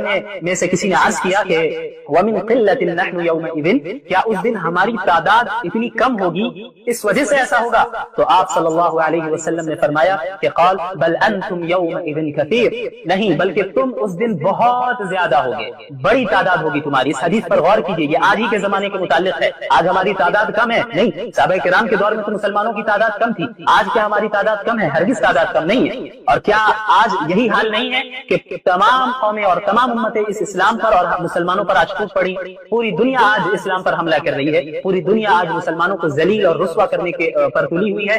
پوری دنیا میں اسلام اور مسلمانوں کو صرف بدنام کیا جاتا ہے، کبھی انہیں ٹیررسٹ کہہ دیا جاتا ہے، کبھی ایکسٹریمسٹ کہہ دیا جاتا ہے، کبھی کہہ دیا جاتا ہے کہ یہ بیکورڈ ہے، کبھی کچھ کہہ دیا جاتا ہے، کبھی کچھ کہہ دیا جاتا ہے، کبھی داڑھی پر اعتراض ہوتا ہے، کبھی حجاب پر اعتراض ہوتا ہے، کبھی طلاق کے مسئلے پر اعتراض ہوتا ہے، کبھی دیگر مسائل پر اعتراض ہوتا ہے۔ تو یہ آج کا دور ہے کہ جب پوری دنیا آج اسلام اور مسلمانوں کے خلاف کام کر رہی ہے، اور بالکل اسی طرح پوری دنیا اسلام پر ٹوٹ پڑی ہے جس طرح کھانے والے چاروں طرف سے برتن پر ٹوٹ پڑتے ہیں۔ تو صحابہ کرام نے عرض کیا کہ کسی نے سوال کیا اللہ کے نبی صلی اللہ علیہ وسلم سے، کیا ہماری تعداد اس دن اتنی کم ہوگی، اس وجہ سے ایسا ہوگا؟ تو آپ صلی اللہ علیہ وسلم نے فرمایا کہ نہیں، تمہاری تعداد بہت زیادہ ہوگی۔ اور آج ہماری تعداد کتنی زیادہ ہے؟ فاسٹسٹ گروئنگ ریلیجن اگر کوئی ہے تو وہ اسلام ہے۔ سب سے تیزی سے کے ساتھ جو مذہب پھیل رہا ہے پوری دنیا میں وہ اسلام ہے۔ ہمارے یہاں تعداد کی کمی نہیں ہے، لیکن آپ صلی اللہ علیہ وسلم نے آگے کیا فرمایا، اس پر غور کیجیے، وَلَكِنَّكُمْ غُثَاءٌ كَغُثَاءِ السَّيْلِ، لیکن تمہاری تعداد تو بہت زیادہ ہوگی لیکن تم سیلاب کے کوڑے کرکٹ کی طرح ہوگے۔ جب کوئی سیلاب آتا ہے تو ساتھ میں کوڑے کرکٹ کو بھی لیتا آتا ہے، تو اس کوڑے کرکٹ کی کوئی حیثیت اور اہمیت نہیں ہوتی، وہ بے جان چیز ہوتی ہے، بے وزن چیز ہوتی ہے، اس سے کوئی نفع نہیں پہنچ سکتا۔ تو لہٰذا آپ صلی اللہ علیہ وسلم نے فرمایا کہ تم بھی اسی طرح ہو گئے ہوگے، یعنی تمہاری حیثیت نہ اللہ کے نزدیک کچھ ہوگی نہ ہی دنیا والوں کے نزدیک تمہاری کوئی حیثیت ہوگی۔ اور آپ صلی اللہ علیہ وسلم نے فرمایا وَلَيَنزِعَنَّ اللَّهُ مِن صُدُورِ عَدُوِّكُمُ الْمَهَابَةَ مِنكُمْ، اور اللہ تعالیٰ تمہارے دشمنوں کے دلوں سے تمہارا خوف، تمہارا رعب اور تمہاری ہیبت کو نکال دے گا، یعنی دشمن تم سے ڈریں گے نہیں۔ اور آج یہی حال ہے، پوری دنیا کو اسلام سے کوئی ڈر تھوڑی ہے، کیونکہ ہمارے پاس کچھ ہے ہی نہیں۔ جب تک خلافت عثمانیہ کا قیام تھا تو پھر بھی بہرحال ایک ڈر تھا، اگر سے وہ خلافت عثمانیہ خلافت راشدہ نہیں تھی، وہ خلافت اگر سے ملوکیت تھی، لیکن اس کے باوجود خلافت کا ایک ڈھانچہ کھڑا تھا، اور اس ڈھانچے سے ہی پوری دنیا کو تکلیف تھی، اور اس ڈھانچے سے ہی پوری دنیا بہرحال ڈرتی تھی۔ تو سازش کی گئی اور اس کے بعد خلافت عثمانیہ کو ختم کیا گیا۔ زیادہ دن نہیں ہوئے، ابھی 100 سال بھی نہیں ہوئے، تو خلافت عثمانیہ کو ختم کیا گیا، اور خلافت عثمانیہ کے ختم ہونے کے بعد سب سے زیادہ مسلمان پوری دنیا میں ذلیل ہوئے۔ اتنی ذلت پوری تاریخ میں مسلمانوں کو نہیں ہوئی، اتنا نقصان جتنا خلافت عثمانیہ کے زوال کے بعد ہوا، جو ابھی 100 سال بھی نہیں ہوئے اس کے یعنی سقوط کو، مسلمانوں کو جتنا نقصان ہوا اتنا پہلے پچھلی تاریخ میں نہیں ہوا۔ تو اس حدیث کو پڑھ کر ایسا معلوم ہوتا ہے کہ گویا شاید اسی صدی کے لیے آپ صلی اللہ علیہ وسلم نے فرمایا۔ ظاہر سی بات ہے کہ اس وقت آپ صلی اللہ علیہ وسلم اس حدیث کو ارشاد فرما رہے ہیں جب اسلام عروج پر تھا۔ صحابہ کرام اور مسلمانوں نے اس دین کے لیے تمام چیزوں کی قربانی دی، جان کی بھی اور مال کی بھی۔ اب اس حدیث کو پہلے مکمل کرتے ہیں۔ آپ صلی اللہ علیہ وسلم نے فرمایا کہ تمہارے دشمنوں کے دلوں سے اللہ تعالیٰ تمہارا خوف، رعب اور ہیبت کو نکال دے گا۔ آج یہی صورتحال ہے۔ اس کے بعد آپ صلی اللہ علیہ وسلم نے فرمایا وَلَا يَغْرِفَنَّ اللَّهُ فِي قُلُوبِكُمُ الْوَهْنَ، اور اللہ تعالیٰ تمہارے دلوں میں وہن ڈال دے گا۔ فقال قائل یا رسول اللہ وما الوہن، تو پوچھنے والے نے سوال کیا کہ یا رسول اللہ وہن کا مطلب کیا ہے؟ آپ صلی اللہ علیہ وسلم نے فرمایا کہ حب الدنیا وکراہیت الموت، یعنی دنیا کی محبت اور موت کا ڈر۔ جڑ کی طرف اشارہ کیا، جو اصل وجہ ہے اس کی طرف اشارہ کر دیا۔ اب آپ دیکھ لیں ہمارے اندر کتنا آج موت کا ڈر ہے اور دنیا کی کتنی محبت ہے۔ اچھا، کس سے آپ صلی اللہ علیہ وسلم ارشاد فرما رہے؟ صحابہ کرام سے۔ ظاہر سی بات ہے صحابہ کرام کے اندر یہ چیز داخل ہو، ایسا ہو ہی نہیں سکتا۔ اگر ایسا ہوتا کہ صحابہ کے اندر دنیا کی محبت ہوتی اور موت کا ڈر ہوتا تو اسلام کے لیے اتنی قربانیاں کبھی نہیں دیتے۔ بدر کے موقع پر 313 اپنے سے 3 گنا زیادہ طاقت کے سامنے کبھی نہیں جاتے، لیکن وہ گئے کیونکہ ان کے اندر موت کا ڈر نہیں تھا، اس کے علاوہ دنیا کی محبت نہیں تھی، تبھی انہوں نے ہجرت کی اور اپنے گھر کو، اپنے اہل و عیال کو اور اپنے مال اور جائیداد کو مکہ میں چھوڑ دیا اور پھر ہجرت کر کے آئے۔ تو اس وقت آپ صلی اللہ علیہ وسلم یہ بات ارشاد فرما رہے کہ جب یہ چیز واقع نہیں ہوئی تھی، اور ممکن ہے کہ کئی صدی بعد بعد بلکہ حقیقت ہے کہ کئی صدی بعد یہ چیز واقع ہوئی. جس طرح پوری امت پر یعنی اس امت مسلمہ پر پوری دنیا ٹوٹ پڑی ہے, یہ چیز بعد میں واقع ہوئی. شروع میں تو اسلام کا عروج تھا, بالکل عروج تھا. تو آپ صلی اللہ علیہ وسلم نے پیشن گوئی فرمائی تو صحابہ کو یقیناً تعجب ہوا کہ ایسا کیسے ہو جائے گا کہ ہمارے اندر یہ بیماری, تو ظاہر سی بات ہے نہیں آ سکتی, صحابہ کرام کے اندر تو یہ بیماری نہیں آ سکتی. تو انہیں یہ چیز اس چیز نے سوچ میں ڈالا کہ آخر کیا وجہ ہو سکتی ہے. یعنی یہ تو ان کو یقین تھا کہ آپ صلی اللہ علیہ وسلم جو فرما رہے ہیں یہ تو ہونا ہے, لیکن وہ یہ سوچنے لگے کہ آخر وجہ کیا ہوگی, ایسا کیوں ہوگا, کیونکہ اب تک تو اللہ ہماری مدد کر رہا ہے, ہم نے اللہ کے لیے قربانیاں دی ہیں اور ہم اخلاص کے ساتھ اللہ کے نبی صلی اللہ علیہ وسلم کے ساتھ جڑے ہوئے ہیں, تو ہمیں فتح تو حاصل ہو رہی ہے, لیکن پوری دنیا مسلمانوں پر ٹوٹ پڑے گی اور آپ صلی اللہ علیہ وسلم فرما رہے ہیں کہ تم سیلاب کے کوڑے کرکٹ کی مانند ہو جاؤ گے, تو اس کی وجہ کیا ہے. تو انہوں نے یہی سوچا ہوگا, یہی سوچا جیسا کہ سوال سے ہمیں معلوم ہوتا ہے کہ بھائی باطنی خرابی مسلمانوں کے اندر ہو, یہ تو ہم تصور نہیں کریں گے, لیکن ممکن ہے کہ یہ دنیا دار الاسباب ہے اور اس میں یہاں پہ جس کے پاس زیادہ طاقت ہوتی ہے, زیادہ تعداد ہوتی ہے, تو وہ غالب آ جاتی ہے وہ جماعت عام طور پر عموماً, کیونکہ دار الاسباب ہے. تو ممکن ہے کہ مسلمانوں کی جو یہ صورتحال مستقبل میں ہوگی یہ اسی وجہ سے ہوگی کہ شاید ان کی تعداد کم ہو, اسی لیے آپ صلی اللہ علیہ وسلم سے انہوں نے سوال کیا کہ وَمِن قِلَّةٍ نَحْنُ يَوْمَئِذٍ, کہ ہماری تعداد کم ہونے کی وجہ سے ایسا ہوگا. تو آپ صلی اللہ علیہ وسلم نے فرمایا کہ نہیں, اس کی وجہ ہے وہن حب الدنیا و کراہیت الموت, کہ دنیا کی محبت اور موت کی کراہت. اور آپ صلی اللہ علیہ وسلم سے پیشن گوئی آج 100% صحیح ثابت ہوئی, اور یہ حدیث آپ صلی اللہ علیہ وسلم کے سچے نبی ہونے کی دلیل ہے کہ آپ نے مستقبل کے متعلق ایسی بات کہی ہے جو آج ہم دیکھ رہے ہیں کہ 100% واقع ہو چکی ہے. اس وقت کے لوگوں نے اس چیز کو انہوں نے نہیں دیکھا, انہوں نے تو عروج کو دیکھا تھا, لیکن آج ہم 15ویں صدی میں دیکھ رہے ہیں کہ ہماری کیا حالت ہے, کہ ہمارے اندر یہ دو بیماری ہے کہ دنیا کی محبت ہے اور موت کا ڈر ہے. ہم حق کو سپورٹ کرنے سے ڈرتے ہیں, حق کے لیے آواز اٹھانے سے ڈرتے ہیں, ظلم کے خلاف باطل کے خلاف آواز اٹھانے سے ڈرتے ہیں. کیوں ڈرتے ہیں؟ اسی بات کا ڈر ہے کہ اگر ہم حق کی بات کریں گے تو ہمیں جیل بھیج دیا جائے گا, حق کی بات کریں گے تو ہمارے خلاف کیسز چلیں گے, حق کی بات کریں گے تو ہماری تجارت کو, بزنس کو بند کر دیا جائے گا, حق کی بات کریں گے تو ہمارے گھر والوں کو تکلیف پہنچائی جائے گی. تو یہی تو حب الدنیا ہے, دنیا کی محبت تو اسی کو کہتے ہیں. اگر ہم حق کا ساتھ دیں گے تو ہمارے اوپر دہشت گردی کا الزام لگایا جا سکتا ہے, ایکسٹریمزم کا الزام لگایا جا سکتا ہے, بہت کچھ کیا جا سکتا ہے. تو ہمیں موت کا بھی ڈر ہو سکتا ہے کہ ہمیں جان سے مار دیا جائے. تو یہ دو بیماری ہے, تو یہ جو دو بیماریاں ہمارے اندر ہے, یہی وجہ ہے کہ آج ہم زوال کا شکار ہے, انحطاط کا شکار ہے. آج ہم اس دنیا میں ترقی نہیں کر رہے ہیں. صحابہ کرام کے اندر یہ دو بیماریاں ہرگز نہیں تھی, کوئی بیماری نہیں تھی باطنی بیماری, تبھی انہوں نے کیسر و کسرا کے تخت کو پلٹ دیا. جو دنیا کے جو دو سپر پاورز تھے اس وقت عہد نبوی میں, ان دونوں کو عرب کے لوگوں نے ہرا دیا, اور چند جو تعداد میں مختصر سے اور اسباب میں مختصر سے ایسے لوگوں نے قیصر کو, رومی حکومت کو, رومن امپائر کو ہرا دیا اور وہاں پر اسلام کا جھنڈا لہرایا. تو یہ ایمان کی بدولت ہوا, صرف اسباب سے نہیں ہوتا کچھ, ایمان کی بنیاد پہ ہوتا ہے. اور ان کے اندر موت کا ڈر نہیں تھا, اگر موت کا ڈر ہوتا تو اس طرح نہیں غالب آ پاتے. اسی طرح دنیا کی محبت بھی نہیں تھی. آج یہ تو ایک بہت بڑی چیز ہے کہ ہم حق اور باطل کے لیے کھڑے ہوں, یعنی حق کے لیے کھڑے ہوں اور باطل کے خلاف کھڑے ہوں, یہ تو ایک بہت بڑی چیز ہے. ہمارا جو معاشرہ ہے اپنا, اس میں اگر کوئی منکر کام ہوتا ہے, اس میں اگر کوئی گناہ کا کام ہوتا ہے تو ہم تو اس کے خلاف بھی نہیں ہوتے. آپ دیکھ لیں اچھے سے اچھے دیندار شخص ہے, اگر انہیں کوئی ایسی شادی کی دعوت دی جائے, ایسی شادی میں بلایا جائے جہاں غیر شرعی رسم و رواج ہے, تو وہ ضرور شریک ہو جاتا ہے. آپ صلی اللہ علیہ وسلم نے مستقبل کے متعلق جو پیشن گوئیاں فرمائی ہیں ان میں وہ جنگیں بھی شامل ہیں جو مسلمانوں اور مشرکین کے درمیان ہوں گی, اور وہ جنگیں بھی شامل ہیں جو مسلمانوں کے ہی درمیان آپس میں ہی جنگیں پاس میں ہوئی ہیں. تو اسی کے متعلق انہی جنگوں میں سے, جو مسلمانوں کے درمیان جو جنگیں ہوئی ہیں انہی جنگوں میں سے اس کے متعلق آپ صلی اللہ علیہ وسلم نے پہلے ہی پیشن گوئی فرما دی.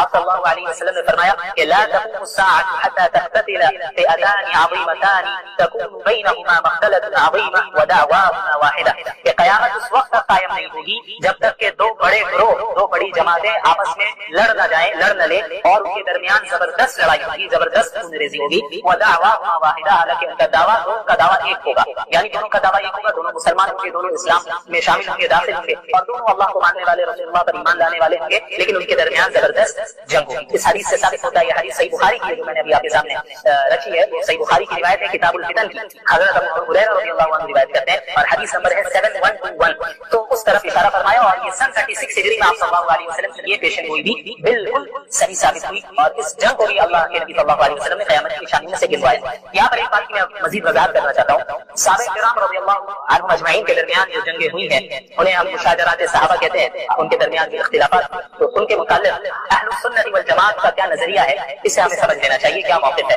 یاد رکھیے ہمارا یہ عقیدہ ہے کہ انبیاء علیہ الصلوۃ والسلام کے بعد انسانوں میں افضل ترین جو جماعت ہے وہ صحابہ کرام کی جماعت ہے. اور اللہ اور اس کے رسول صلی اللہ علیہ وسلم کی اطاعت اور ان کی اتباع کرنے میں تمام انسانوں میں سب سے اعلیٰ، سب سے نیک، سب سے تیزی کرنے والے اتباع کرنے میں صحابہ کرام ہیں، خیر میں سبقت لے جانے والے صحابہ کرام ہیں، اور انہی کی خدمات کا نتیجہ ہے کہ دین آج ہم تک پہنچا ہے، اور انہی کی قربانی کا نتیجہ ہے کہ اللہ تعالیٰ نے اس دین کو غلبہ عطا کیا۔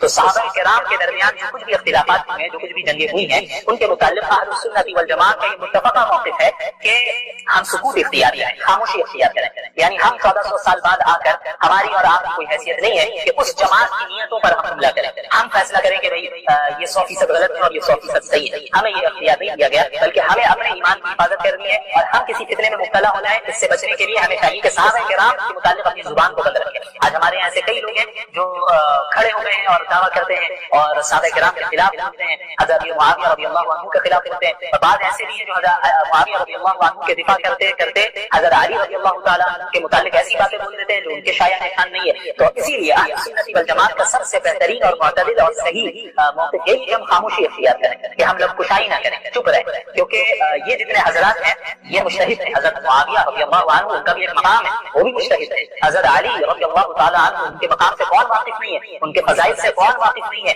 وہ بھی مجتہد ہیں۔ اور آپ صلی اللہ علیہ وسلم نے فرمایا ہے کہ صحیح بخاری کی روایت ہے کتاب الاعتصام فی الکتاب والسنہ میں حدیث نمبر ہے 7352 کہ آپ صلی اللہ علیہ وسلم نے فرمایا کہ اذا حکم الحاکم فاجتہد ثم اصاب فله اجران واذا حکم فاجتہد ثم اخطأ فله اجر، کہ جب ایک حاکم اجتہاد کرے اور کوئی فیصلہ کرے اور اس کا فیصلہ صحیح بھی ہو، درست بھی ہو، تو اس کے لیے 2 اجر، 2 ثواب، اور جب وہ اجتہاد کرے اور فیصلہ کرے، اجتہاد کر کے کوئی فیصلہ کرے لیکن اس کا فیصلہ غلط ہو جائے، تب بھی اس کو 1 اجر ملنا ہے، کیونکہ اس نے اجتہاد کیا، اس کی نیت یہ نہیں تھی کہ وہ کچھ غلط کرے، خراب کرے، بلکہ اس نے جو اجتہاد کیا وہ اپنے اجتہاد میں اپنے اعتبار سے صحیح تھا، لیکن اگر حقیقت میں اس سے کچھ غلطی ہو گئی تو وہ اجتہادی غلطی ہے، یہ نہیں کہ نیتوں پہ ہم حملہ کرنے لگ جائے۔ تو یہ صحابہ کرام میں جو 2 گروہ بن گئے اور آپس میں جو جنگ ہوئی، لڑائی ہوئی، اگر ان 2 جماعتوں میں سے، ان 2 گروہ میں سے کسی ایک گروہ سے اگر کوئی خطا ہوئی ہے تو وہ اجتہادی خطا ہے، اس پر بھی انہیں 1 ثواب ملے گا۔ تو ہم اور آپ 1400 سال بعد اٹھ کر میری اور آپ کی یہ حیثیت نہیں ہے کہ اس جماعت کے متعلق ہم ان پر اعتراض کریں، ان کی نیتوں پہ حملہ کریں۔ ایسے بھی لوگ ہیں جو علیہ باللہ کھڑے ہو کر بعض صحابہ کرام کو منافق کہہ رہے ہیں، یہ بات کیسے صحیح ہو سکتی ہے جبکہ اللہ کے نبی صلی اللہ علیہ وسلم نے حضرت حسن رضی اللہ تعالیٰ عنہ کے متعلق فرمایا، صحیح بخاری کی روایت ہے کتاب الصلح 2704 حدیث نمبر ہے کہ ان ابنی هذا سید ولعل الله ان يصلح بين فئتين عظيمتين من المسلمين، کہ یہ میرا بیٹا حسن یہ سید ہے، سردار ہے، اور اللہ تعالیٰ سے امید ہے کہ میرے اس بیٹے کے ذریعے اللہ تعالیٰ مسلمانوں کے 2 بڑے گروہ کے درمیان صلح کروائے گا۔ اور پھر ایسا ہی ہوا، جب آپ تاریخ کا مطالعہ کریں گے تو آپ کو معلوم ہوگا کہ حضرت حسن اور حضرت علی رضی اللہ عنہ کے انتقال کی شہادت کے بعد حضرت حسن کے ہاتھوں پر مسلمانوں نے بیعت کی اور وہ 2 گروہ اسی طرح قائم رہے۔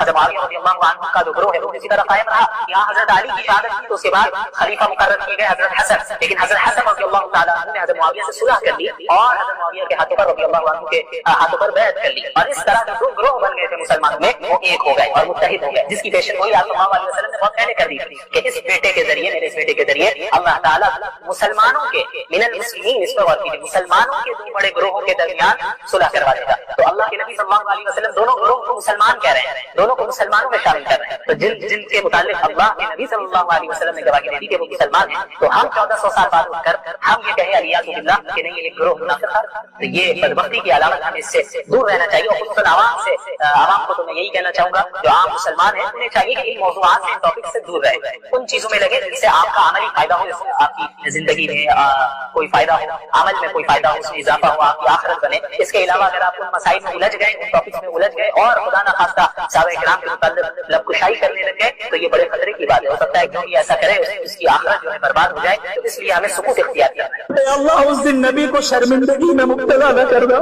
اے اللہ کہیں ایسا نہ ہو کہ نبی ہمیں دیکھ کر پہچاننے سے انکار کر دے، اے اللہ ایسا نہ ہو کہ ہم صرف زبانی دعویٰ کرنے والے ہوں، اے اللہ ایسا نہ ہو کہ ہم نبی کا انکار کرنے والے ہو، نبی کی مخالفت کرنے والے ہو۔ اے اللہ فلسطین کے مسلمانوں پر کیسا ظلم ہو رہا ہے، اے اللہ ہم ایسے زمانے میں ہیں کہ ہم کچھ کر بھی نہیں پا رہے، چاہ کے بھی نہیں کر پا رہے، اے اللہ ہم کیا کریں، ہم کیسے منہ دکھائیں ہمیں نہیں معلوم، اے اللہ ہمارے پاس کوئی اختیارات نہیں ہے، اے اللہ ہم بولنے اور دعا کرنے کے علاوہ کچھ کر نہیں پا رہے، اے اللہ ہم اپنے بچوں کو تڑپتے ہوئے بلکتے ہوئے ویڈیوز میں دیکھ رہے ہیں، اے اللہ अल्लाह अपनी औरतों को हम देख रहे हैं कि कैसे उनकी इज्जतें लूटी जा रही हैं। ए अल्लाह हमारे नौजवानों को किस तरह शहीद किया जा रहा है। ए अल्लाह तेरे अलावा इस वक्त उनकी हिफाजत करने वाला कोई नहीं। ए अल्लाह हम तमाम इस्लामी हुक्काम की शिकायत आपसे करते हैं। ए अल्लाह हर उस हाकिम की पकड़ फरमा, हर उस हाकिम की पकड़ फरमा जो इस उम्मत को इस तरह कत्ले आम में मुब्तला करते हुए देख रहा है लेकिन वो आगे नहीं बढ़ रहा। ए अल्लाह फिर से सलाहुद्दीन अय्यूबी को पैदा फरमा। ए अल्लाह फिर से उमर बिन खत्ताब को पैदा फरमा। ए अल्लाह फिर से खालिद इब्नुल वलीद को पैदा फरमा। ए अल्लाह अबू बकर वाली हमियत और गैरत हमारे अंदर पैदा फरमा। जब अबू बकर ने फरमाया था अयुनकसुद्दीन व अना हई, कि मेरे जीते जी दीन में कमी पैदा होगी। ए अल्लाह आज आपके दीन में कमी पैदा हुई और हम बैठे हैं, हम हाथ पे हाथ रखे बैठे हैं, हम दीन की मुखालफत कर रहे हैं, आपके अहकामात की मुखालफत कर रहे हैं और बड़े फख्र से अपने नबी की तरफ निस्बत कर रहे हैं। ए अल्लाह हम जानते हैं ये निफाक की अलामतें हैं, हम जानते हैं कि ये मुनाफिकाना सिफात है। ए अल्लाह हम कमजोर है, तू अपने फजल से हमें कुव्वत बख्श। ए अल्लाह अपने फजल से हमें कुव्वत बख्श। ए अल्लाह हमें गुमराही से बचा ले। ए अल्लाह मस्जिद अक्सा को आजाद फरमा। ए अल्लाह मस्जिद अक्सा को आजाद फरमा। ए अल्लाह मस्जिद अक्सा को आजाद फरमा और तमाम मजलूम मुसलमानों की मदद फरमा। ए अल्लाह मुल्क भारत। आप देखेंगे कि वो किसी जात को खुदा तस्लीम करने के लिए जिन शराइत को आपके सामने पेश करते हैं, यानी अगर आपका खुदा है तो आपके खुदा को मेरी इन शर्तों पर पूरा उतरना चाहिए। तो आप जरा उन शराइत पर गौर करिया करें। मसलन खुदा के वजूद के लिए उन्हें कोई ऐसी दलील चाहिए होती है जिसके जरिए से, यानी वो अपने सेंस ऑर्गन्स के जरिए से या किसी एक्सपेरिमेंट के जरिए से खुदा के एग्जिस्टेंस को पाले, यानी वो अल्लाह पर ही अलियाज़ु बिल्लाह एक्सपेरिमेंट करना चाहते हैं, या वो अपने सेंस ऑर्गन्स के जरिए खुदा के को जब तक वो देख ना ले, महसूस ना कर लें ऑब्जर्वेशन के जरिए, तब तक वो जो है खुदा को तस्लीम नहीं करेंगे। अब बाज लोग ये भी कहते हैं कि भाई अगर खुदा नहीं दिखता है तो चलो कम से कम कुछ ऐसी आप सुपर नेचुरल एक्टिविटीज हमारे यूनिवर्स में दिखाएं जो लॉज ऑफ नेचर से हट करो। मसलन आपने मोजज़ात की बात की, आपने दीगर करामात की बात की, तो भाई अब ऐसा क्यों नहीं होता? अगर आपका खुदा सच्चा है तो फिर आप कुछ इस तरह का मोजज़ा करके दिखाएं, कुछ ऐसी सुपर नेचुरल एक्टिविटी करके दिखाएं जिनकी बुनियाद पे हम आपके खुदा को खुदा तस्लीम करें। अब आप आ जाएं दज्जाल की तरफ, आप इनकी शराइत को देख लें और एक एक शर्त का जायजा ले लें, जिस जिस शर्त को वो बुनियाद बनाते हैं खुदा को तस्लीम करने का। अब अगर आप दज्जाल का मुताला करें और दज्जाल के मुतालिक जो पेशनगोइयां आप सल्लल्लाहु अलैहि वसल्लम ने फरमाई हैं, आप ये देखेंगे कि इनकी एक एक शर्त जो खुदा के तस्लीम करने के लिए इन्होंने गढ़ी है अपनी तरफ से, वो सारी की सारी शर्तें दज्जाल पर 100% फिट हो। देखें उनके सामने दज्जाल आएगा और जाहिर है वो खुदाई का दावा करेगा, तो एक नया मजहब लेकर आएगा। मजहब इस एतबार से वो उसका मजहब वो होगा कि वो कहेगा कि मैं तुम्हारा खुदा हूं, जिसके मुताल्लिक आप सल्लल्लाहु अलैहि वसल्लम ने उम्मत को पेशनगोई फरमाई और तंबीह की कि इन्नहु आवर अला इन्नहु आवर व इन्न रब्बकुम लैसा बिआवर। देखो वो काना होगा और तुम्हारा रब काना नहीं होगा, तुम्हारा रब काना नहीं है, उसमें कोई ऐब नहीं है, ये ऐब वाला शख्स होगा, लेकिन तुम समझ जाना इसको देखकर कि वो तुम्हारा खुदा नहीं है। तो इन लोगों के पास दज्जाल के खुरूज के बाद एक फिजिकल खुदा मौजूद होगा जिसे वो अपने सेंस ऑर्गन्स के जरिए इन्हें देख सकेंगे। उसके अलावा दज्जाल की जो ताकतें हैं अल्लाह ताला ने जो बंदों की आजमाइश के लिए उसे जो छूट दे रखी है, उसके मुताल्लिक आपकी नजर से हदीस गुजरी होंगी। आप सल्लल्लाहु अलैहि वसल्लम ने फरमाया कि मअहू जन्नतुन व नारुन नारुहु जन्नह व जन्नतुहु नार, औ कमा क़ाल अलैहि सलातु वस्सलाम, कि दज्जाल ऐसा होगा कि उसके साथ एक जन्नत भी होगी, उसके साथ आग भी होगी, उसकी आग जन्नत होगी, उसकी जन्नत आग होगी, यानी वो एक डिसीवर होगा, वो लोगों को धोखा दे रहा होगा, उसके पास सुपर नेचुरल पावर्स हो, सुपर नेचुरल एक्टिविटीज करके दिखाएगा। अब आपको बताऊं मैं ये रिवायत आप सल्लल्लाहु अलैहि वसल्लम ने फरमाया कि दज्जाल जो है एक शख्स को बुलाएगा और उस शख्स से दज्जाल ये कहेगा कि भाई अगर मैं तुम्हारे माँ बाप को जिंदा कर दूं जो कि मर चुके हैं। अब आप बताएं कि एक इंसान को अपने माँ बाप से कितनी मोहब्बत होती है, एक इंसान नहीं चाहेगा कि उसके माँ बाप जिंदा हो जाए। दज्जाल उससे कहेगा कि अगर मैं तुम्हारे माँ बाप को जिंदा कर दूं तो क्या मुझ पर ईमान ले आओगे? तो वो कहेगा कि हाँ बिल्कुल ईमान ले आएंगे। वो उसे जिंदा करके दिखाएगा और वो मुर्तद हो जाएगा। उसके अलावा जो उसको मानने वाले होंगे, जो उसके फॉलोअर्स होंगे, उसे दुनियावी नेमतों से वो जो है उन्हें अता करेगा, उन्हें देगा। यानी पूरी मटीरियलिस्टिक लाइफ जो होती है, जो कि एथिज्म की बुनियाद है कि इस दुनिया में हम अपनी जिंदगी को ऐशो इशरत के साथ गुजारे और इस यही दुनिया सब कुछ है, यहाँ पे जितनी नेमतें हासिल हो जाए वही सब कुछ है, तो दज्जाल अपने फॉलोवर ये सारी चीजें देगा।